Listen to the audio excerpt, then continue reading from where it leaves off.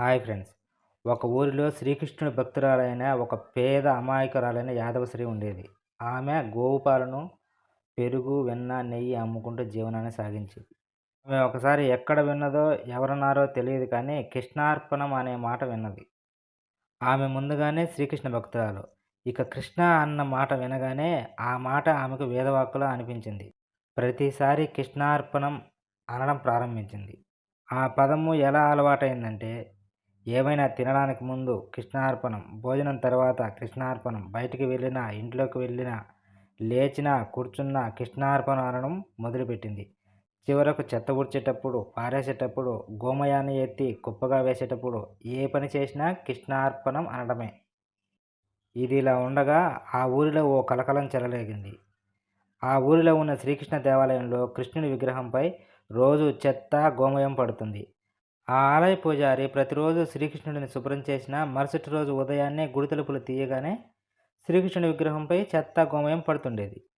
ఆ ఊరి ప్రజలకు ఏమీ అర్థం కాక ఏమి జరుగుతుందో కనిపెట్టాలని ఒకరిపై ఒకరు నిఘా పెట్టారు. చివరకు ఆ అమాయకురాలైన యాదవశ్రీ చెత్త ఊడ్చి పారేయడం, అక్కడ కృష్ణుడిపై చెత్త పడడం ఒకే సమయంలో జరుగుతుండడం గమనించి ఊరందరూ ఆమెను రాజు దగ్గరికి తీసుకుని పోయారు. రాజుగారు వారు చెప్పినదంతా విని ఆ యాదవశ్రీని కారాగారంలో వేశారు. ఆమె నాకేమీ తెలియదని ఎంత ఏడుస్తున్నా వినిపించుకోలేదు.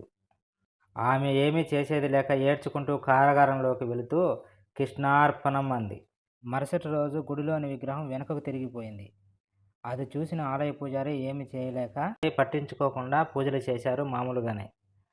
ఆ యాదవశ్రీ కారాగారంలో కటిక నేలపై పడుకునే ముందు కృష్ణార్పణం అనుకుంది.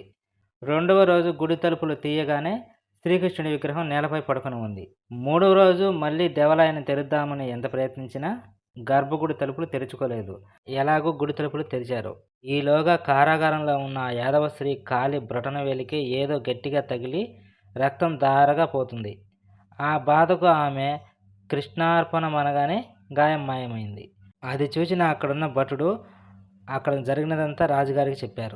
అదే సమయంలో ఊరి జనమంతా రాజుగారి దగ్గరికి వచ్చారు. రాజుగారు వారిని ఏమైందని అడగ్గా, ప్రభు, శ్రీకృష్ణ భగవానుని విగ్రహం బ్రొటనవేలు నుంచి రక్తం వస్తుంది. ఎన్ని కట్లు కట్టినా రక్తం ఆగలేదు. ఏమైందో అర్థం కాలేదు అని అన్నారు.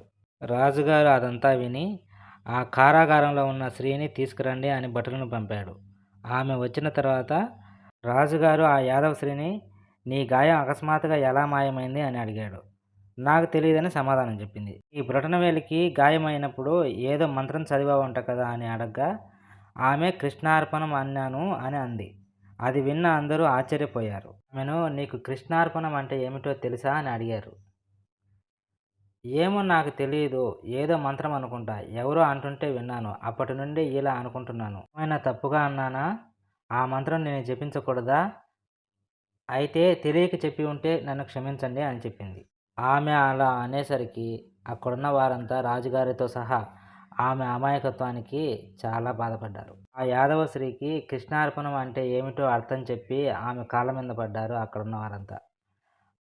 అది విన్న ఆ యాదవశ్రీ, నేను ఎంత పని చేశాను, స్వామివారి మీద చెత్త వేశాను, నా గాయాన్నే శ్రీకృష్ణుడి వారికి అంటగట్టాను, నా పాపానికి శిక్ష ఏముంటుంది అనుకుంటూ పరుగు పరుగున ఆ దేవాలయానికి వెళ్ళింది. ఆ కృష్ణ పరమాత్ముడు చిరునవ్వుతో ఆమెను దగ్గరికి తీసుకున్నాడు. కల్మషం లేని అమాయక భక్తులకు పరమాత్ముడు ఎప్పుడూ వెన్నంటే ఉంటాడు.